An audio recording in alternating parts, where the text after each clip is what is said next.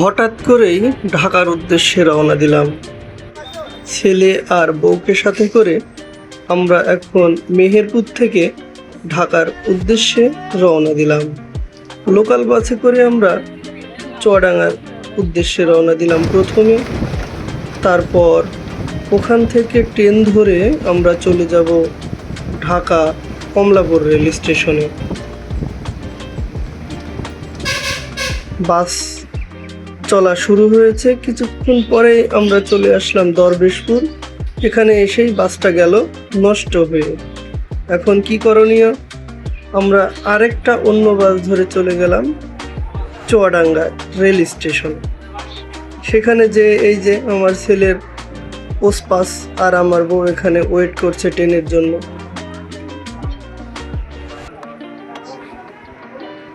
Rail স্টেশনের বিভিন্ন কাহিনী আমরা তখন তিনজন মিলে উপভোগ করছিলাম। অনেক ধরনের লোক সেখানে। এভাবেই পৌঁছে গেলাম আমরা ঢাকাতে। পরদিন চলে গেলাম জাতীয় চিড়িয়াখানায়, যেখানে আমার ছেলে অনেক দিন ধরেই যেতে চায়। প্রথমে আমার ছেলে বলে আমি বাঘ দেখব, চলো। সেই কথা অনুযায়ী বাঘ দেখতে চলে গেলাম।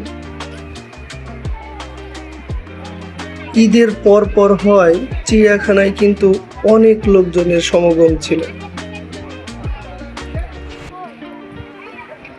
দেখতে পাচ্ছেন এখান থেকে কিন্তু অনেক লোক আজ চিড়িয়াখানায়। আমরা অবশ্য দুপুরের পর গিয়েছিলাম, তো চলে আসলাম বাঘের খাঁচার কাছে। আমার ছেলে তো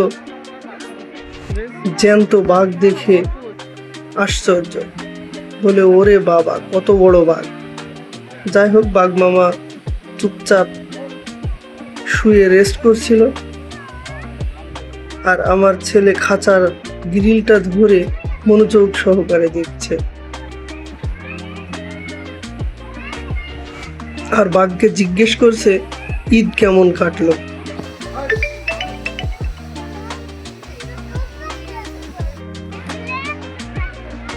তারপর চলে গেলাম সিংহর খাঁচার কাছে।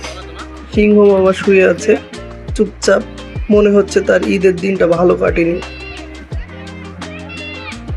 এই যে দেখেছেন আপনারা কত লোকজন আজকে চিড়িয়াখানায়, উপচে পড়া ভিড়, আর তেমন গরম। মার্শাল্লাহ, গরমের কোনো কমতি নেই। আমরা এই গরমে অতিষ্ঠ হয়ে ভিতরে, তবে ভাগ্যের যে চিড়িয়াখানার ভিতরে অনেক গাছগাছালি, এই কারণে তাপমাত্রাটা তেমন একটা বোঝা না গেলেও হিউম্যানিটি কিন্তু অনেক বেশি। ঘুরতে ঘুরতে চলে গেলাম ইমু পাখির কাছে। বিশাল একটা ইমু পাখি আমার খুব কাছাকাছি। ভাবছিলাম যখন ভিডিওটা নিই যে আমার হাতে কি ঠোকর দেয় কিনা, কিন্তু না, সে ভদ্র ছেলের মতো চুপচাপ দাঁড়িয়েছে।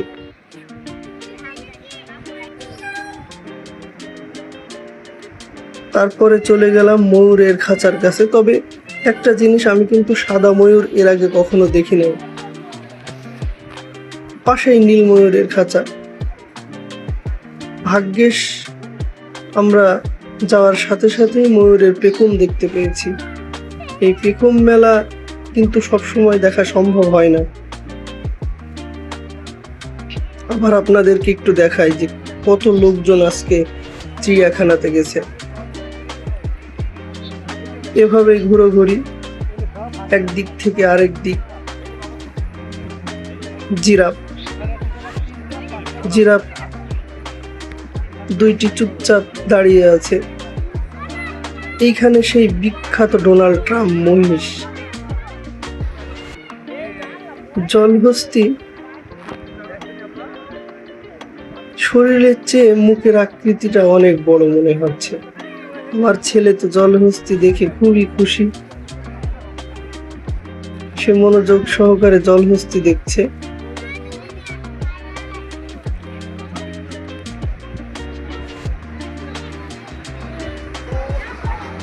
জলহস্তী দেখার পর সর্পরাজ্যে ঢুকে পড়লাম আমরা, বিভিন্ন ধরনের সাপ।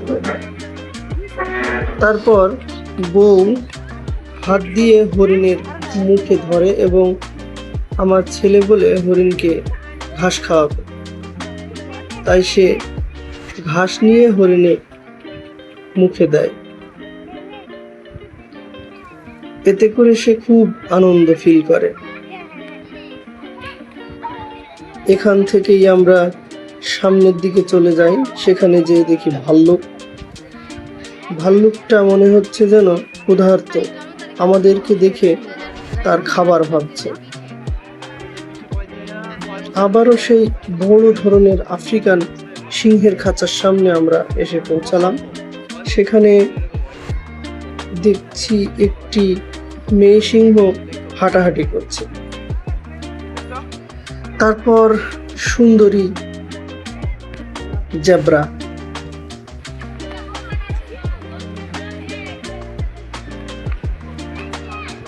এইভাবেই দুপুর থেকে বিকেল গড়িয়ে সন্ধ্যা নেমে আসছে।